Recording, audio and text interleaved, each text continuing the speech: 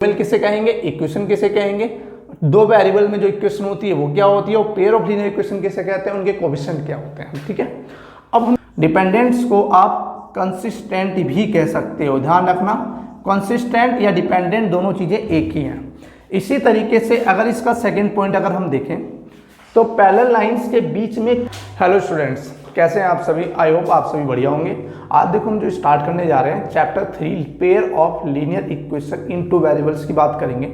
आज हम ये देखेंगे कि एक लीनियर इक्वेशन और पॉलिनोमियल में क्या डिफरेंस होता है और पेयर ऑफ लीनियर इक्वेशन किसे कहते हैं। साथ में ये भी देखेंगे हमारे तीन टाइप के ग्राफ बनते हैं, एक हमारा कोइंसिडेंट लाइन का ग्राफ बनता है, एक पैरेलल लाइंस का ग्राफ बनता है और एक इंटरसेक्टिंग ग्राफ का बनता है। तो इनकी क्या क्या कंडीशंस होती हैं, इक्वेशन को देखकर हम किस तरीके से ये बता सकते हैं कि ये जो ग्राफ है वो कौन से टाइप का होगा। ठीक है, और साथ में ये भी देखेंगे कि अलजेब्रिक मेथड में कौन कौन से मेथड्स आते हैं जिनके बेस पर हम लीनियर इक्वेशन को सॉल्व कर सकते हैं। चलिए अपना टॉपिक स्टार्ट करते हैं। देखो यहाँ पे हमारे चैप्टर का नाम है pair of linear equation in two variables. ठीक है, सबसे पहले एक बात समझिए आप, ax प्लस बी और ax plus B equal to 0, ये मैंने दो वर्ड लिखे हुए हैं। अगर आप ध्यान से देखो यहाँ इक्वल टू में 0 नहीं है, यहाँ पर इक्वल टू में 0 है। अगर जब इक्वल टू में 0 नहीं होता है तब उसे हम पॉलिनोमियल कहते हैं, और जब इक्वल टू में 0 आ जाता है तब वो हमारी इक्वेशन कहलाती है। पहला पॉइंट तो आपको ये ध्यान रखना है, जब किसी पॉलिनोमियल के इक्वल टू में 0 अप्लाई कर देंगे तब वो इक्वेशन बन जाएगी, और इक्वल टू में 0 नहीं होगा तब उसको हम पॉलिनोमियल कहेंगे। दूसरी बात, यहाँ पर अगर आप ध्यान से देखो तो यहाँ पर सिर्फ एक वेरिएबल है, वन वेरिएबल। तो वन वेरिएबल होने की वजह से ये जो है हमारी लीनियर इक्वेशन है इन वन वेरिएबल। पहला पॉइंट तो ये हो गया। ठीक है, इसी तरीके से अगर हम दूसरी इक्वेशन लिखें ax plus B Y plus C equal to 0, अगर यहाँ पे आप ध्यान से देखो एक तो वेरिएबल यहाँ पर ये हैगा और दूसरा वेरिएबल यहाँ पर ये है, तो यहाँ पे दो वेरिएबल्स हैं। कितने वेरिएबल हैं हमारे, दो वेरिएबल हैं। इस वजह से ये इक्वेशन जो कहलाती है वो कहलाती है हमारी linear equation in two variable, linear equation in two variable. बात समझ में आ गई, नहीं आ गई। अब नेक्स्ट पॉइंट पे आते हैं जिसको आपको समझना है और हमारा चैप्टर स्टार्ट करना है। देखो यहाँ पे a1x plus b1y plus c1 equal to 0, ये हमारी एक लीनियर इक्वेशन हो गई। यहाँ पर मैं एक और लीनियर इक्वेशन लिख रहा हूँ a2x b2y plus c2 equal to 0। तो यहाँ पर देखो दो इक्वेशंस हैं, पहली इक्वेशन ये हो गई, दूसरी इक्वेशन ये हो गई। ये दोनों इक्वेशन एक साथ मिलकर कहलाती हैं pair of linear equation in two variable. यही आपका चैप्टर है जो आपको समझना है। ठीक है, इन्हीं को हम क्या बोलते हैं, पेयर ऑफ लीनियर इक्वेशंस कहते हैं। बात समझ में आ गई। अब यहाँ पे एक चीज को आपको समझना है, यहाँ पर जो a1 b1 c1 और a2 b2 और c2 हैं, ये हमारे सभी कोफिशिएंट कहलाते हैं। इन सभी को हम क्या बोलते हैं, कोफिशिएंट कहते हैं। और ये जो कोफिशिएंट होते हैं ये हमारे फिक्स्ड नंबर होते हैं। फिक्स्ड नंबर का मतलब कह सकते हो कांस्टेंट डिजिट, कांस्टेंट नंबर होते हैं। जैसे कोई भी नंबर आ जाए 2 3 5, ठीक है, मतलब a1 b1 c1 a2 b2 c2 ये सारे कांस्टेंट कहलाएंगे। जो भी वैल्यू दे रखी होगी x के साथ वो सभी आपके कोफिशिएंट होंगे। एक एग्जांपल देखते हैं, जैसे आपका 2x है माइनस 3y है प्लस 7 है इक्वल टू 0 है, 7x है माइनस 15y है माइनस 8 है इक्वल टू 0 है। यहाँ पर हमने दो इक्वेशन लिखनी, पहली इक्वेशन ये हो गई और दूसरी इक्वेशन ये हो गई। यहाँ पर मैं अगर आपसे पूछूं कि a1 की वैल्यू बताओ क्या होगी, तो आप देखो यहाँ पे x के मल्टीपल वाला a1 कहलाता है। तो x के मल्टीपल में क्या लिखा है, यहाँ पे 2 लिखा हुआ है, तो ये a1 की वैल्यू 2 हो गई। y के मल्टीपल में क्या है, ये आपकी b1 की वैल्यू हो जाएगी। यहाँ माइनस है, ध्यान रखना माइनस का भी साइन लेना है। जो आपका c1 है, c1 की वैल्यू क्या होगी, 7 हो जाएगी। इसी तरीके से जो a2 है, a2 की वैल्यू क्या आएगी, 7, b2 की वैल्यू क्या आएगी, -15, और c2 की वैल्यू क्या आएगी, -8। ये बात आपको ध्यान रखनी है, ठीक है ना। तो यहाँ पे आपको ये बात समझ में आ गई कि A1 B1 C1 A2 B2 C2 क्या होता है और पेयर ऑफ लीनियर इक्वेशन किसे कहते हैं, ठीक है। साथ में आपको लीनियर इक्वेशन और लीनियर और पॉलिनोमियल का भी डिफरेंस समझ में आ गया कि पॉलिनोमियल किसे कहेंगे, इक्वेशन किसे कहेंगे, दो वेरिएबल में जो इक्वेशन होती है वो क्या होती है, और पेयर ऑफ लीनियर इक्वेशन किसे कहते हैं, उनके कोएफिशिएंट क्या होते हैं, ठीक है। अब हम जो नेक्स्ट स्टार्ट करने जा रहे हैं, अब बात हम करेंगे जो ये पेयर ऑफ लीनियर इक्वेशन है इसका मतलब क्या है, हमें चैप्टर में पढ़ना क्या है, ठीक है, वो बात करते हैं। देखो यहां पर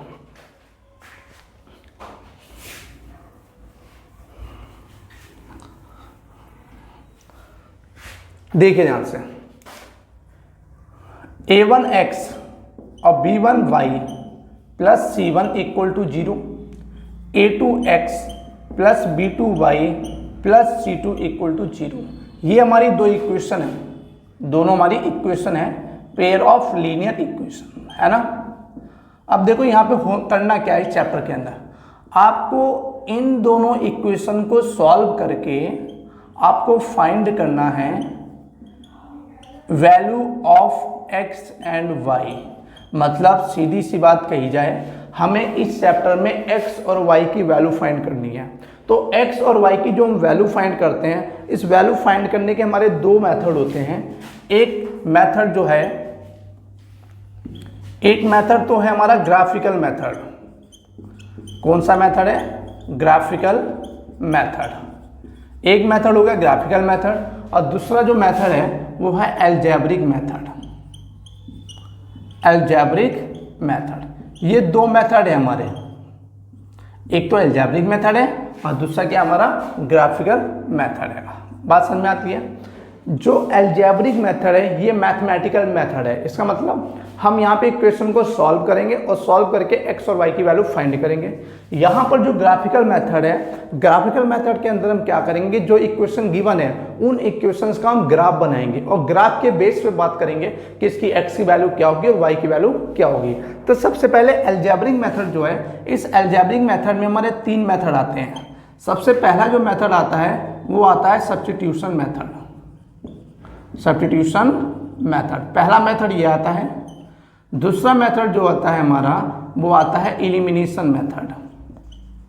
एलिमिनेशन मेथड, आपके ये दो मेथड हैं। एक मेथड और भी है, तीसरा मेथड है cross multiplication method. Cross multiplication method, ये तीन टाइप के हमारे मेथड हैं। अब जो हमारे एनसीईआरटी का जो लेटेस्ट सिलेबस है उस सिलेबस के अंदर सब्स्टिट्यूशन मेथड और एलिमिनेशन मेथड है। क्रॉस मल्टीप्लिकेशन मेथड को यहाँ पे डिलीट कर दिया गया है। अगर आपको ये सीखना हो तो आप मुझे कमेंट करके बता देना, तो मैं आपको क्रॉस मल्टीप्लिकेशन मेथड को करवा दूंगा, ठीक है ना। अभी हम सिर्फ दो ही मेथड की बात करेंगे, सब्स्टिट्यूशन मेथड और एलिमिनेशन मेथड की। यहाँ पर अगर हम ग्राफिकल मेथड की बात करें, किसकी करें, ग्राफिकल मेथड, तो ग्राफिकल मेथड के लिए थोड़ा मुझे ये रफ करना पड़ेगा, फिर ग्राफिकल मेथड में स्टार्ट करता हूँ, ठीक है। देखो एक बार ग्राफिकल मेथड में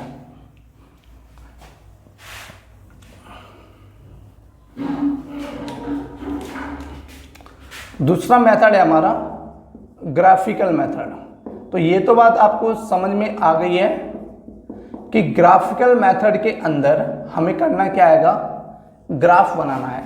तो देखो ग्राफ जो बनेंगे वो हमारे तीन टाइप के ग्राफ बनेंगे और तीनों टाइप की मैं कंडीशन भी लिख रहा हूँ। सबसे पहला ग्राफ जो बनाए होता है हमारा वो इंटरसेक्टिंग लाइंस का होता है। इंटरसेक्टिंग लाइंस, पहला ग्राफ ये हो गया जब लाइन इंटरसेक्ट करेंगी। दूसरा ग्राफ आएगा हमारा पैरेलल लाइंस का। लाइंस कैसी होंगी हमारी, पैरेलल लाइंस होंगी। तीसरा ग्राफ जो होता है वो होता है हमारा कोइंसिडेंट लाइन। कोइंसिडेंट लाइंस, मतलब ये तीन टाइप के ग्राफ होते हैं, इंटरसेक्टिंग लाइंस, पैरेलल लाइंस और कोइंसिडेंट लाइन। इन तीनों ग्राफ को हम समझते हैं। देखो यहाँ पे अगर लाइन हमारी इंटरसेक्ट कर रही है तो देखो इस टाइप से उसका ग्राफ बनेगा। एक ग्राफ दूसरे ग्राफ को क्या करेगा, इंटरसेक्ट करेगा। जैसे मान लो ये लाइन L1 है और ये L2 है, ये दोनों लाइनें एक दूसरे को एक पॉइंट पर इंटरसेक्ट करेंगी। जो ये पॉइंट होगा ये इंटरसेक्टिंग पॉइंट कहलाएगा। इसी को हम इंटरसेक्टिंग पॉइंट कहेंगे। तो पहला ग्राफ आपका इस टाइप का बनेगा। दूसरा ग्राफ कैसे बनेगा, पैरेलल लाइंस में आपकी जो दोनों इक्वेशन का जो ग्राफ जाएगा वो एक दूसरे के इस टाइप से पैरेलल जाएगा, L1 और L2। तो यहाँ पे कोई भी इंटरसेक्टिंग पॉइंट नहीं होगा। अगर कोइंसिडेंट की बात करें, एक लाइन ये जा रही है, इसी लाइन के ऊपर एक दूसरी लाइन लाई करेगी। एक लाइन के ऊपर दूसरी लाइन का लाई करना कोइंसिडेंट लाइन कहलाता है। ठीक है, ये तो आपको समझ में आ गया कि इस चैप्टर के अंदर 3 टाइप के हमारे ग्राफ बनेंगे। अब कंडीशंस क्या क्या होंगी जिससे हमें पता लगेगा। सबसे पहले कंडीशंस आप इसकी देखिए, इंटरसेक्टिंग लाइंस की कंडीशन ये है कि A1 अपॉन में A2 is not equal to B1 upon में B2। ध्यान देना, A1 अपॉन में A2 जो मैंने अभी आपको इक्वेशन बताई थी, उस इक्वेशन में आपको A1 और A2 का रेशो लेना है और B1 और B2 का रेशो लेना है। A1 अपॉन में A2 नॉट इक्वल आना चाहिए B1 अपॉन B2। अगर ये दोनों आपस में इक्वल नहीं है तब ये इंटरसेक्टिंग लाइन से। अगर ये दोनों आपस में इक्वल आती हैं, A1 अपॉन में A2 आता है और B1 अपॉन में B2 आता है, लेकिन C1 अपॉन में C2 के इक्वल नहीं है। ध्यान रखना, ये दोनों आपस में इक्वल हैं पर इसके इक्वल नहीं आता, तब ये लाइंस क्या कहलाएंगी, आपकी पैरेलल लाइंस कहलाएंगी। अगर ये तीनों ही आपस में इक्वल आ जाएं, A1 अपॉन में A2, B1 अपॉन में B2 और C1 अपॉन में C2, अगर तीनों ही इक्वल आती हैं तब वो लाइन कैसे हो जाएंगी, कोइंसिडेंट लाइंस। मतलब जो हमें 2 इक्वेशन दे रखी होंगी, अगर उनका A1 अपॉन में A2 नॉट इक्वल आ रहा है B1 बाई B2 है तो वो इंटरसेक्टिंग है। अगर A1 अपॉन में A2 इक्वल है B1 अपॉन में B2 के और नॉट इक्वल है C1 अपॉन में C2 तो पैरेलल लाइंस हैं, और तीनों ही आपस में इक्वल आते हैं तब वो क्या कहलाएंगे, हमारी कोइंसिडेंट लाइंस कहलाएंगी। अब देखो दूसरी कंडीशन, अगर आप ध्यान से देखो, ये दोनों लाइन जो है इसको एक ही पॉइंट पे इंटरसेक्ट कर रही हैं। अगर एक ही पॉइंट पे इंटरसेक्ट कर रही हैं तो इसका ओनली 1 सॉल्यूशन। कितने सॉल्यूशन होंगे इसके, सिर्फ एक सॉल्यूशन आएगा, जिसको हम बोलते हैं यूनिक सॉल्यूशन। यूनिक सॉल्यूशन, पहला पॉइंट ये हो गया। इंटरसेक्टिंग लाइंस के जो सॉल्यूशन होंगे वो सिर्फ एक ही सॉल्यूशन होगा। ये लाइनें एक दूसरे के ऊपर डिपेंड कर रही हैं, इसलिए ये लाइन जो कहलाएंगी डिपेंडेंट लाइंस कहलाएंगी। डिपेंडेंट्स को आप कंसिस्टेंट भी कह सकते हो। ध्यान रखना, कंसिस्टेंट या डिपेंडेंट दोनों चीजें एक ही हैं। इसी तरीके से अगर इसका सेकंड पॉइंट अगर हम देखें तो पैरेलल लाइंस के बीच में कोई भी लाइन इंटरसेक्ट नहीं कर रही है।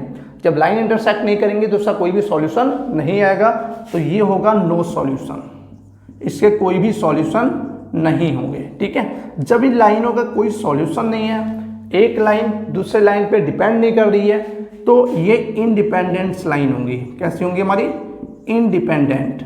और इंडिपेंडेंट को हम कहते हैं इनकंसिस्टेंट, इनकंसिस्टेंट कहते हैं। ठीक है, इसी तरीके से आपका जो कोइंसिडेंट लाइंस हैं, इनका हर एक पॉइंट एक दूसरे, मतलब एक लाइन दूसरे लाइन पे लाइन कर रही है, तो each and every point is the solution of this equation. ठीक है ना, हर एक पॉइंट इसका सॉल्यूशन होगा, इसलिए इसके सॉल्यूशन आते हैं इनफाइनाइटली मैनी सॉल्यूशन। मतलब इसके ध्यान रखना, इनफाइनाइट सॉल्यूशन होंगे। और ये लाइनें जो हैं एक दूसरे पर डिपेंड कर रही हैं, तो ये लाइनें कहलाएंगी आपकी डिपेंडेंट, और इन्हीं को हम बोलेंगे कंसिस्टेंट। तो ये तो कंडीशंस हो गई हमारी ग्राफ के लिए। ठीक है, हम कैसे क्या चेक करेंगे और कैसे नहीं चेक करेंगे वो आप इसके बेस पे अच्छी तरीके से समझ सकते हो। बात समझ में आ गई या नहीं आ गई है? ठीक है, तो ये हमारा हो गया इंटरसेक्टिंग पैरेलल कांस्टेंट लाइन की कंडीशंस। इस नहीं आई ये बताओ मुझे। तो ये हमारा ग्राफिकल मेथड का कंप्लीट कॉन्सेप्ट हो गया हैगा। बात समझ में आ गई अच्छी तरीके से? तो ये ग्राफिकल मेथड हो गया। अब हम जो स्टार्ट करें, अलजेब्रिक मेथड अभी स्टार्ट नहीं करेंगे, वो इसके बाद में एक्सरसाइज स्टार्ट करेंगे 3.2 एक्सरसाइज, उसके अंदर स्टार्ट करेंगे। तो पहली एक्सरसाइज में हमें इसी के बारे में समझना है ग्राफिकल मेथड के।